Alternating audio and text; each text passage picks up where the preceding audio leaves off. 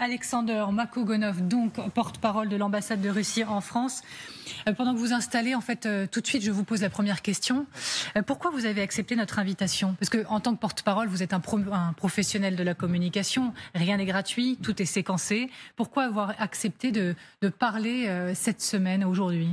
Pourquoi ne pas utiliser une occasion supplémentaire de clarifier nos positions, de répondre à vos questions s'il y en a, et de peut-être souhaiter à vos spectateurs les meilleurs vœux pour l'année 2024. Vous souhaitez aussi clouter une forme de bilan pour la Russie pour l'année?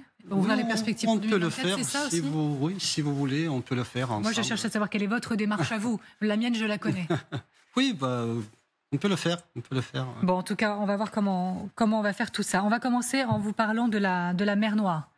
Le navire russe qui a été ciblé par l'Ukraine en mer Noire a bien été détruit, c'est ce que dit le ministre de la Défense britannique qui s'appelle Grant Shapps. Et il dit par ailleurs que la Russie a induit en erreur, là encore je le cite, en affirmant que son navire de débarquement avait été simplement endommagé. Est-ce que vous maintenez que le navire n'est que endommagé ? Selon les informations du ministère de la Défense, le navire a été endommagé. On l'avoue, on le reconnaît. Pour nous, c'est un signal, un signe comme quoi nous devons revoir notre dispositif sécuritaire pour la flotte russe basée en Crimée et être plus vigilant. Donc vous venez ce soir en disant, nous reconnaissons que quelque chose ne va pas en mer Noire pour la Russie. Mais bien sûr, si cet épisode a eu lieu, bien sûr, il faut être plus vigilant. Il faut protéger plus nos navires. Donc, on est en conflit militaire. C'est une situation, disons, attendue, parce que là, les attaques de la partie ukrainienne continuent presque chaque jour, que ce soit sur le terrain de l'opération militaire spéciale sur le continent, que ce soit dans la mer. Donc, bien sûr, il faut qu'on s'adapte, il faut qu'on se protège. On va regarder les images du navire russe qui a été donc bombardé, des images par satellite fournies par Maxar Technologies qui montrent les conséquences de l'attaque ukrainienne contre ce navire de débarquement dans le port de Féodossia. Je le rappelle, on est dans l'est de la Crimée. Une humiliation ou non pour la Russie? Vous qui optez pour une posture de modestie en disant effectivement, visiblement, nous avons un problème. Est-ce qu'il s'agit d'une humiliation pour la Russie? Non, mais c'est un mot trop grand, humiliation ou camouflé. Non, je vous dis, c'est un épisode qu'on doit prendre en compte et qui bien sûr, qui nous apprend quelque chose. Mais si vous dites, OK, on doit faire quelque chose, est-ce que c'est parce que vous voyez que potentiellement c'est en train d'atteindre votre crédibilité sur ce front-là? Non, potentiellement. Plusieurs navires ont été touchés ces derniers temps. Ce genre d'attaque, c'est un danger pour notre flotte, et bien sûr, il faut qu'on prenne ce danger et des capacités des forces ukrainiennes d'infliger, disons, des dégâts à notre flotte. Oui. Donc là, il faut qu'on adapte notre dispositif. Et vous arrivez à savoir ce qui ne va pas? Qu'est-ce qui ne fonctionne pas? La défense anti-aérienne russe, le renseignement Vous savez, mais bon, je suis pas militaire, je suis pas non plus un expert militaire. Je ne sais pas exactement en quoi consiste DEFA, etc. Mais je dois vous dire qu'il n'y a pas dans ce monde une armée parfaite. L'armée parfaite, c'est l'armée qui défile pendant les défilés militaires en uniforme d'apparat, etc. Mais lors d'un conflit militaire, tous les problèmes sortent sur la surface. Donc, et là, c'est une grande force de reconnaître des failles et de les corriger au plus vite. Voilà, c'est ça l'élément de langage, comme on dit. Parce que c'est quand même pas très classique de votre part ou de la part du Kremlin de reconnaître que quelque chose ne va pas très bien.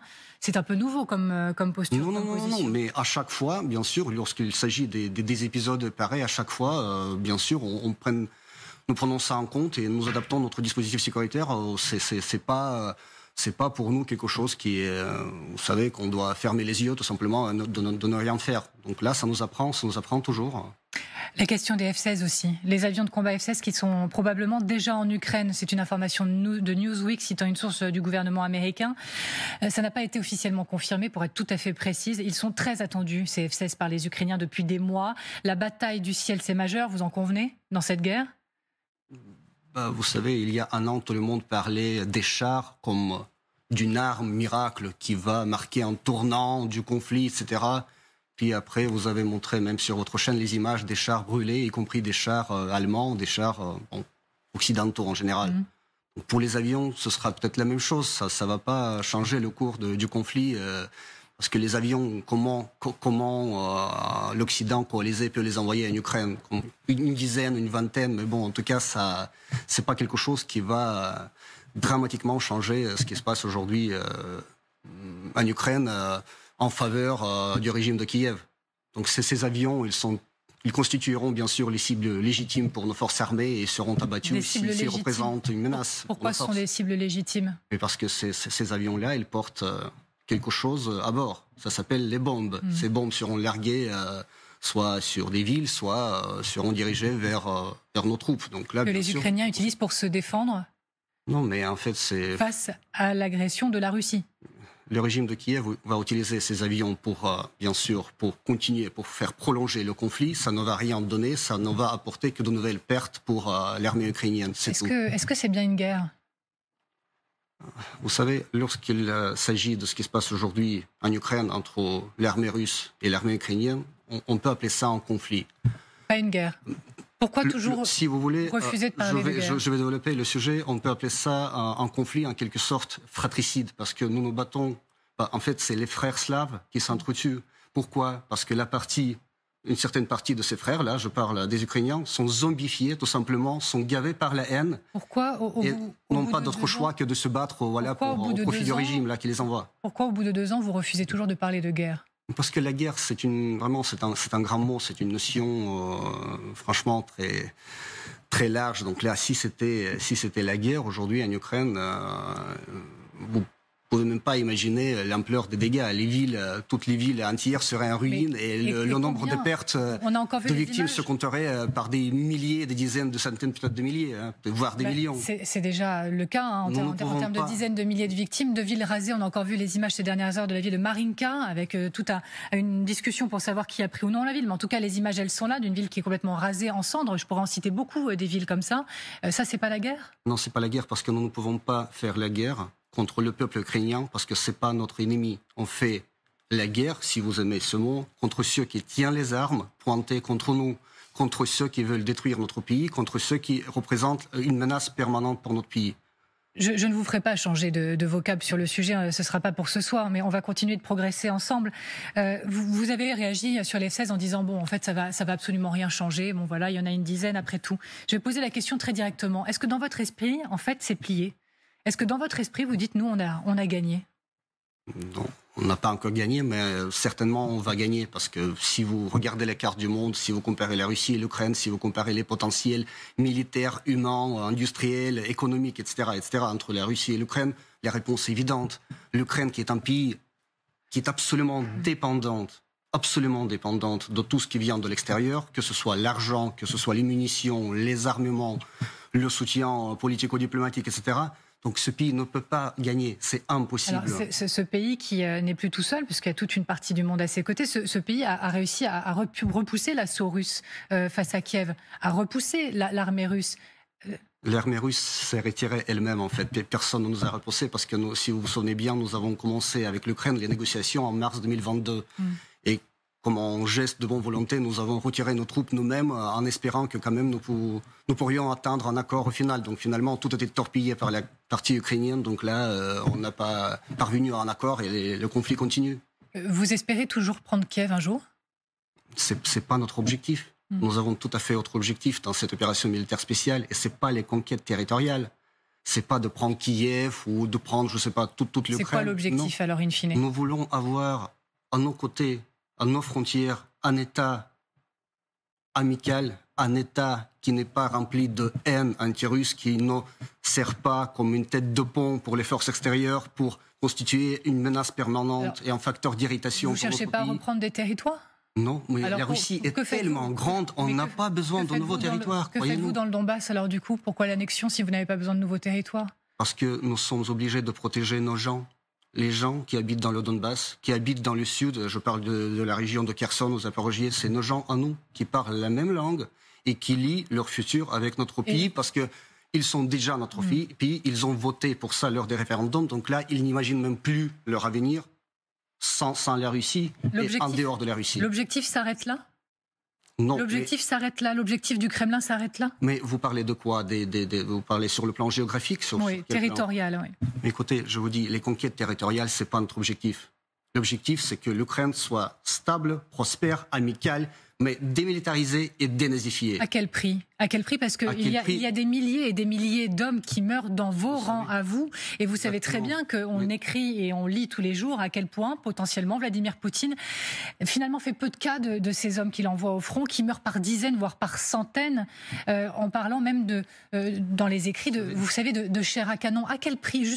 À quel prix vous êtes... Les hauts représentants russes, vraiment à tous les niveaux, disent déjà depuis un moment que pour nous, tous nos objectifs que nous avons peuvent être atteints par la voie diplomatique, par la voie politique. C'est pas un problème. Nous ne renonçons pas aux négociations. Mais le problème, c'est que là, la solution diplomatique n'est pas au rendez-vous. Donc, je vous parle des hommes. Nous devons continuer à atteindre nos objectifs militairement. Je vous parle des hommes. À quel point vous êtes à l'aise avec l'idée d'envoyer au front et mourir des dizaines et des centaines et des milliers d'hommes, les vôtres, russes ? Vous savez, vous parlez des hommes russes, mais je vous invite quand même à parler des hommes ukrainiens, car les pertes du côté ukrainien sont vraiment énormes. Cette fameuse contre-offensive qui a commencé officiellement le 4 juin dernier, et jusqu'au maintenant, les pertes de l'armée ukrainienne dépassent 160 000 hommes. À titre de comparaison, c'est plus qu'une moitié de l'armée française en général. Rien que pour ces 6 derniers mois. Et les pertes totales, ça dépasse déjà 380 000 hommes. Donc, de quoi parlez-vous ? Demandez au régime de Kiev pourquoi elle envoie ces gens comme la chair à canon dans cette fournaise de la guerre.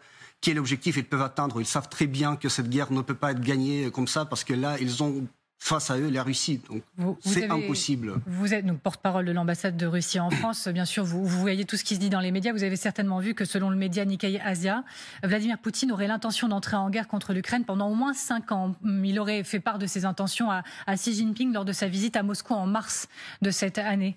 C'est le plan ? 5 ans, enfin pourquoi 5 ans ? Vous savez, il y a plein de spéculations sur ce sujet, la guerre de 5 ans, de 100 ans, etc. Mais en fait, pour nous, c'est pas l'objectif. La guerre, c'est pas l'objectif. Nous sommes obligés de rester dans cet état de l'opération militaire spéciale, aussi longtemps qu'il le faudra. Car la solution pacifique ne se profile pas. Aussi longtemps qu'il le faudra ? Mais 1 an, 2 ans, 3 ans, 4 ans, 5 ans. Si c'est pas par la voie politique, nos objectifs seront atteints par la voie militaire. Nous n'avons pas de choix. Et je vous répète, et je vous reviens à un moment très important, que le régime de Kiev, lui-même, le 30 septembre 2022, par le décret présidentiel de président Zelensky, s'est interdit toute négociation avec la Russie. Pour le moment, il n'y a pas l'aide prochaine américaine, elle n'est pas débloquée. Là, aujourd'hui, Washington a débloqué sa dernière tranche d'aide militaire disponible pour l'Ukraine, c'est 250 millions de dollars. Et c'est la dernière aide disponible, donc sans un nouveau vote au Congrès américain. Le rendez-vous, il est donné en janvier 2024, ça bloque, ça coince. Comment vous regardez cette situation ? Encore, on est très direct. Est-ce que vous vous frottez les mains ? Vous dites, voilà, le vent tourne, le vent occidental est en train de tourner, et c'est très bon pour nous. Peut-être qu'il s'agit d'une certaine prise de conscience à l'Occident, parce que d'un côté, c'est une fatigue par les appétits énormes du régime de Kiev qui sont prêts à avaler toute aide militaire ou financière parce qu'ils savent très bien quoi faire avec tout ça. Ils s'empochent l'aide financière, l'aide militaire aussi, ils peuvent vendre et revendre les armes. Donc là, pour eux, ça peut être un processus interminable. Donc là, pour nous, c'est peut-être un bon signe, une certaine prise de conscience à l'Occident. En Europe, c'est pareil. Les perspectives de l'aide de l'Union européenne restent assez floues. Donc peut-être qu'à un moment donné, nos chers partenaires à l'Occident comprendront que ça n'a aucun sens. Et il faut plutôt, au lieu de sponsoriser l'effort de la guerre, vaut mieux peut-être se concentrer sur les efforts de la paix. Vous parlez de l'Europe, les 50 milliards d'euros qui sont toujours bloqués, et notamment par le vote et la décision de Viktor Orban. Là encore, je poursuis sur un ton très direct. Je vous pose toutes les questions qui se posent à longueur de journée et d'émission. Vous savez très bien que quand on parle de Viktor Orban, il est beaucoup dit et écrit, mais quel jeu joue Viktor Orban ? Est-ce que Viktor Orban est l'envoyé spécial de Poutine en Europe ? Donc je vous pose la question telle qu'elle. Est-ce que Viktor Orban est un envoyé spécial de Vladimir Poutine en Europe ? On a même vu le mot marionnette utilisé. Vous me faites un peu sourire parce que là, vous demandez à un diplomate russe de commenter ce qui se passe dans la tête de Viktor Orban, mais en fait, je veux vous dire une chose très très simple. Lorsque vous appelez quelqu'un en Europe pro-Kremlin, pro-Poutine, pro-russe, etc., mais ces gens-là, comme le leader hongrois, peut-être il est plutôt pro-hongrois, pro-bon sens, peut-être il voit un petit peu plus que les autres, il voit que cette guerre, ce conflit n'a aucun sens. Vaut mieux plutôt vraiment se concentrer sur la paix et parler de la paix. Mais bon, puisque le mot paix est devenu une sorte de gros mot dans le vocabulaire occidental, tout le monde ne parle que de la guerre. Parlons maintenant de Donald Trump. Est-ce que vous misez surtout sur la victoire de Donald Trump en novembre aux États-Unis? Est-ce que vous souhaitez plus que tout sa victoire? Mais pour nous, les élections américaines laissons quand même le choix au peuple américain. Pour nous, peu importe qui sera le candidat ou le vainqueur, vous savez, nous ne sommes pas trop naïfs sur ce sujet parce que nous attendons pas du tout que le cap des élites politiques américaines changera dramatiquement après les élections et que tout le monde se précipitera vers la Russie pour nous embrasser. Donc Trump, ça ne changerait pas quelque chose pour vous? Non, mais... Ça ne vous faciliterait pas les choses? Vous savez, je ne veux pas vraiment faire de prévisions, mais vous savez, si on parle de Trump aussi a adopté des sanctions contre la Russie. Donc là, c'est pas pour nous quelque chose de miraculeux. Donc là, pourquoi cette réserve en parlant de Donald Trump? En tout cas, moi, je le reçois comme ça sur le plateau. Pourquoi cette réserve sur Donald Trump? Est-ce que c'est parce que vous avez peur d'être accusé d'ingérence et de vouloir faire la campagne de Donald Trump? En fait, c'est très difficile de commenter une campagne américaine, étant diplomate russe avant tout, puis sans avoir une moindre idée qui sera le candidat à cette campagne. Et là, vous parlez déjà de Trump, de ci, de ça, mais en fait, on parle de rien. Alors quand même, par exemple, le caucus dans l'Iowa, c'est dans 15 jours à peine pour les Républicains, ça se précise quand même grandement. Et puis tout le monde a bien sûr à l'esprit ce qui s'est passé en 2016. La question de l'ingérence russe par le passé dans l'élection de 2016. Il y a eu tout un rapport, ça fait un bruit monstrueux, ça a eu des conséquences politiques aux États-Unis importantes. Le rapport, c'est le rapport Mueller 2019. Il y avait eu ingérence en 2016.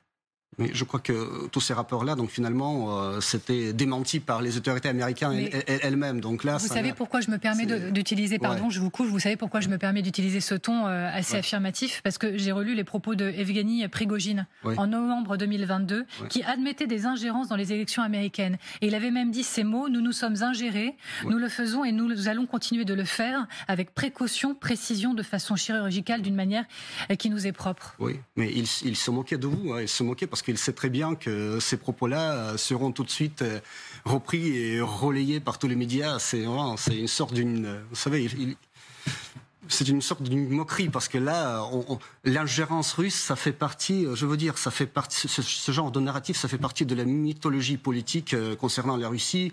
Tout comme le chantage nucléaire, le chantage énergétique, le chantage alimentaire, les crimes de guerre, là, les ingérences, etc. Ça n'a rien à voir avec la réalité. C'est du fantasme. Bien sûr, c'est du fantasme. On est dans le fantasme plutôt total. Alors, on va regarder un clip maintenant qui a été diffusé notamment sur la télévision russe Russia Today, qui montre Joe Biden totalement ridiculisé. On va regarder quelques extraits, quelques secondes pour nos téléspectateurs et pour mieux en reparler juste après. Pour les vacances, nous avons préparé un nouveau micro-logiciel. Téléchargez le Russificateur.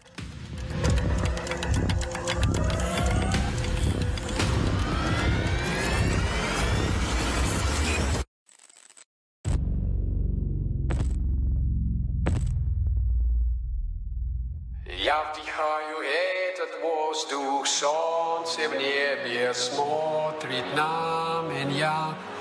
Надо мной летает волны ветер, он такой же, как и я.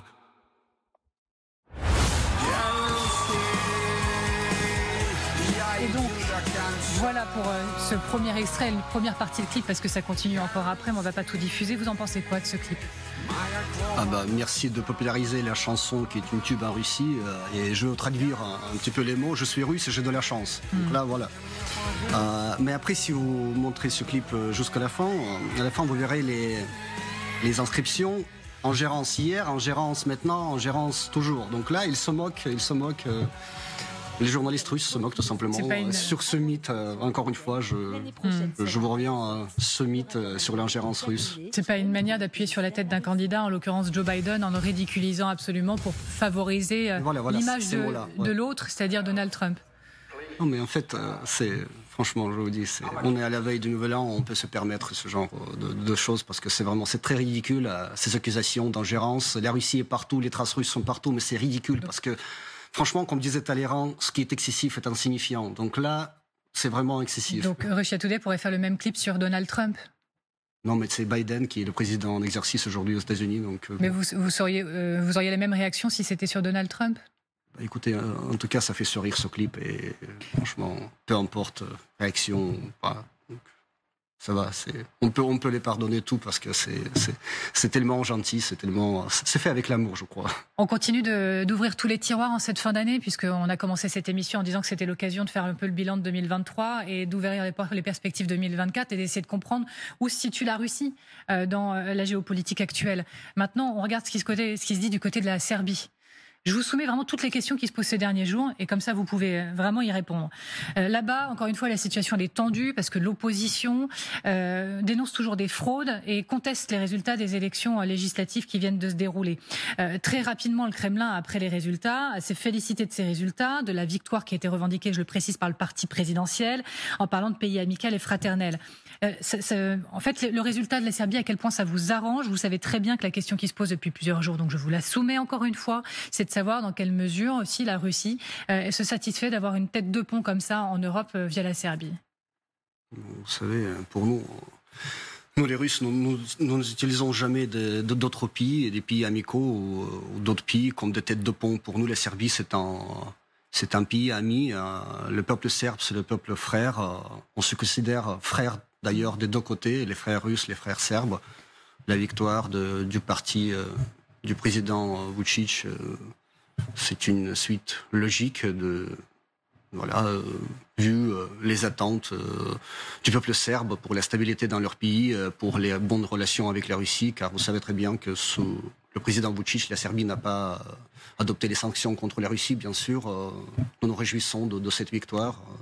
Et tout genre d'accusation comme quoi la Russie a effectué l'ingérence dans les élections serbes ou dans ce qui se passe aujourd'hui, mais c'est tellement absurde.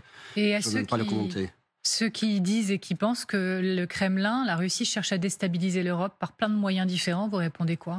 Oui, mais déstabiliser l'Europe comment c'est très difficile de comprendre ce genre de raisonnement. Je vais prendre ce que l'Europe essaie de déstabiliser la Russie, ça c'est clair, parce que donc là tout le monde occidental coalisé ne fait que ça aujourd'hui par tous les moyens dans le cadre de la guerre hybride déclenchée contre notre pays. Mais comment la Russie veut déstabiliser l'Europe, c'est une très bonne question. Je vous soumets un exemple, d'accord? La Finlande qui renforce ses liens militaires même avec Washington. On dépasse même la question de l'Europe. Un accord pour renforcer leur coopération militaire. Pourquoi? Parce que Vladimir Poutine a menacé en quelque sorte la Finlande. Il estime que l'entrée du pays dans l'OTAN va créer des problèmes là où il n'y en avait pas. Il a même annoncé en réponse un renforcement militaire dans le nord-ouest de la Russie. Quels sont ces problèmes? De quoi la Russie menace-t-elle précisément la Finlande? Non, mais d'abord, il faut revenir bien en arrière et constater que la Finlande est entrée dans l'OTAN. Donc là, et après, bien sûr, vu la nouvelle donne, la Russie doit s'adapter à cette nouvelle donne et voir la Finlande pas comme un pays neutre comme avant, pas comme un pays bon voisin ou ami comme avant, mais un pays de l'OTAN, c'est-à-dire membre du bloc hostile à la Russie, qui déclare ouvertement la Russie, qui la positionne ouvertement comme un adversaire, comme une menace. Donc là, vu que la Finlande maintenant est entrée dans l'OTAN, la Russie doit se préparer, doit réagir d'une manière appropriée, doit quand même renforcer sa présence militaire dans la région. Donc là, c'est un ennemi, la Finlande? Non, c'est pas l'ennemi, la Finlande, c'est la Russie qui est considérée comme l'ennemi. Donc là, maintenant, nous ne pouvons que constater ce triste fait et s'y adapter. La Finlande, elle a dû fermer sa frontière en ne laissant un seul point de passage. D'ailleurs, je crois qu'il est même fermé, le dernier point de passage. Là, je me rectifie moi-même. Bon, ça s'ouvre, ça se ferme. La situation est... La Finlande, elle vous accuse d'exercer une pression migratoire aux frontières de l'Europe. Notamment sur son pays, en laissant passer des migrants qui n'ont pas les papiers nécessaires et de chercher à déstabiliser le pays en envoyant donc des vagues comme ça à ses frontières. Est-ce que vous utilisez l'immigration comme arme de déstabilisation? Voilà, un nouveau narratif, une nouvelle partie de la mythologie concernant la Russie, l'arme migratoire qui vient d'être née. Félicitations. Bon, la Russie n'utilise pas ce genre d'armes comme tous les autres types d'armes. Donc... Ça, c'est encore une invention qui permet de diaboliser la Russie encore plus. Je ne sais pas comment notre pays peut utiliser les migrants, d'où on doit les exporter et comment on doit les importer. Donc là, franchement, c'est encore une anecdote qui n'a rien à voir avec la réalité. Parlons maintenant du Proche-Orient, si vous le voulez bien. Je ne vais pas vous demander quel est l'avenir de la guerre, ni ce qu'il faudrait faire, puisque vous n'êtes pas un expert de ces questions, bien sûr. Mais on peut quand même vous demander ce soir, quel rôle cherche à jouer la Russie dans cette guerre ? La Russie, depuis déjà beaucoup d'années, a une ligne très conséquente par rapport à ce qui se passe au Proche-Orient.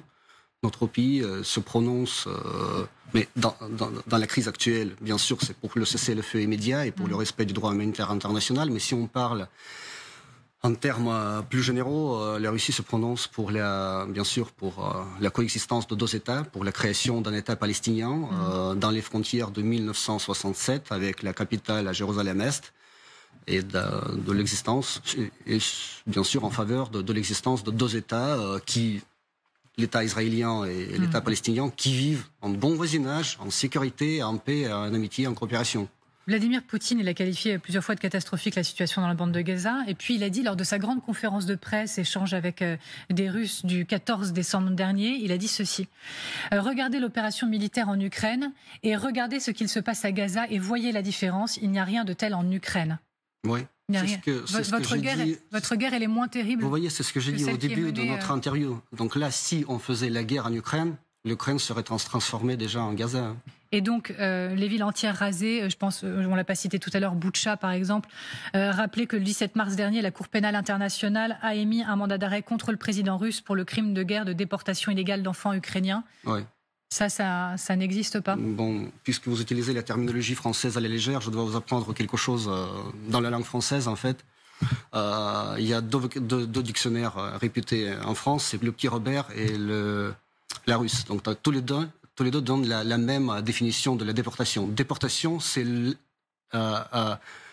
l'internement dans le camp de concentration situé dans un territoire éloigné. Donc là, vous utilisez franchement le lexique de la Seconde Guerre mondiale. En fait, je vous soumets les termes précis utilisés par la Cour pénale internationale. Donc là, il faut pas. Ce ne sont pas mes mots, je ne les ai pas empruntés à quelqu'un, ce sont les mots de la Cour pénale internationale. Il ne faut pas inventer des choses, il ne faut pas confondre la déportation et l'évacuation. Si vous préférez de voir les enfants évacués des zones de combat et les enfants bombardés presque au quotidien, si vous préférez les voir morts, nous, ce n'est pas notre choix. Donc ces enfants ont été évacués. Il s'agit, si vous voulez les chiffres, il s'agit de 700 000 enfants qui étaient évacués. La plupart de ces enfants étaient évacués accompagnés de leurs proches, de leurs parents ou de leur accompagnant légitime. Il y avait 2000 enfants de ces 700 000 enfants qui étaient évacués des orphelinats dans le Donbass. Donc là, ils n'avaient pas de parents. Et là, ces enfants-là étaient accueillis dans les familles en Russie. Donc en principe, il n'y a pas un enfant déporté, il n'y a que des enfants évacués. Donc il y a des enfants qui sont déjà rentrés dans les endroits où ils vivaient, dans le Donbass, dans ces régions-là. Tout ça, il y a des enfants accueillis par les familles russes. Tout ça sera mis sous le regard de la Cour pénale internationale encore et encore dans les prochains jours, les prochains mois et les prochaines années. La Corée du Nord, si la Corée entre en guerre ouverte et directe contre la Corée du Sud, est-ce qu'elle trouvera la Russie à ses côtés ? Si la Corée du Nord, qui menace aujourd'hui par la voix de son leader d'accélérer les positions militaires, le travail militaire, si un jour la Corée du Nord passait un peu plus à l'action, est-ce qu'elle trouvera la Russie à ses côtés ? Peut-être c'est une nouvelle discipline sportive de voir la Russie dans tous les affaires. Dans tous les conflits, dans toutes les affaires et dans tous les conflits potentiels du monde, mais il n'y a pas de deal entre. Je ne vois pas de lien entre tout ça. Il n'y a aucun deal entre la Corée du Nord et la Russie en termes d'armement, notamment. Vous avez vu les dernières images satellites, les derniers articles de Bloomberg disant que quand même il y avait beaucoup d'armes nord-coréennes qui arrivaient sur le front ukrainien en ce moment. Il n'y a pas de deal entre la Corée du Nord et la Russie. Je ne dispose pas de ce genre d'informations. C'est les informations données par Bloomberg, c'est ces informations à lui, mais au niveau officiel, il n'y a pas ce genre d'informations. La Corée du Nord, c'est pas votre allié? C'est notre pays voisin et notre partenaire, mais on ne parle pas d'alliance militaire. Les alliances militaires, on n'en a pas, ni avec la Chine, ni avec le Corée du Nord, ni avec d'autres pays que vous avez en tête. On ne peut pas se quitter sans évoquer le cas d'Alexeï Navalny.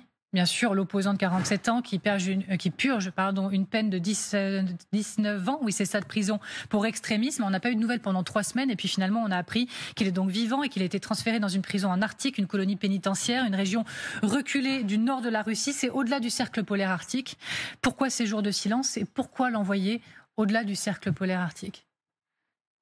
En tant que diplomate, je ne peux pas vous commenter les décisions ni de la justice russe, ni des services pénitentiaires. Donc là, s'il a été transféré, peut-être qu'il y avait des raisons pour ça, mais ça m'échappe complètement. C'est pas pour le briser définitivement ?